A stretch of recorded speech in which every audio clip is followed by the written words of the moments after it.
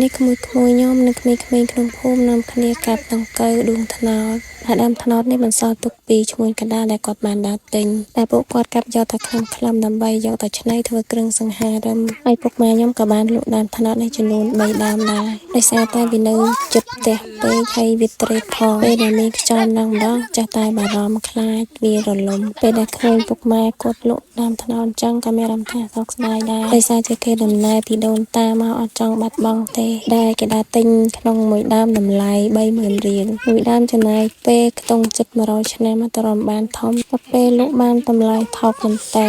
តែធ្វើម៉េចដោយសារការបារម្ភខ្លាចរដូវវស្សាមកដល់មានខ្យល់មានអីចឹងចាំតែខ្លាចព្រោះសារវានៅគៀកផ្ទះពេកខ្ញុំបានតែថតទេតែជាក់ស្ដែងមកជួយរើសទូវាអត់ហ៊ានរើសទេខ្ញុំមានអារម្មណ៍ខ្ញុំខ្លាចតើពេលខ្លះសរសើរក្មេងៗមែនតាខ្ញុំគ្នា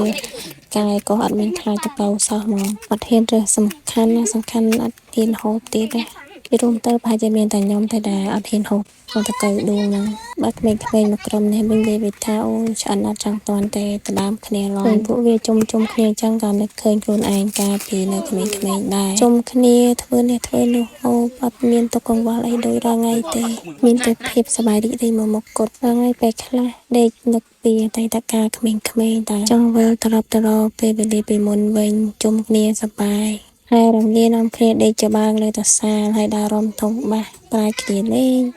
ជួនក៏ធ្វើផ្អែមញ៉ាំជុំគ្នាចឹងទៅនឹងឲ្យឡៃបូបាច់ច្រើនដល់ក្មេងៗគាត់កាប់តាមថ្នោតនេះបានដង្កូវចំនួនកន្លះកញ្ច្រែងដែរដោយសារតែក្មួយខ្ញុំគាត់កាប់ហើយគាត់ក៏យកដង្កូវនោះទៅ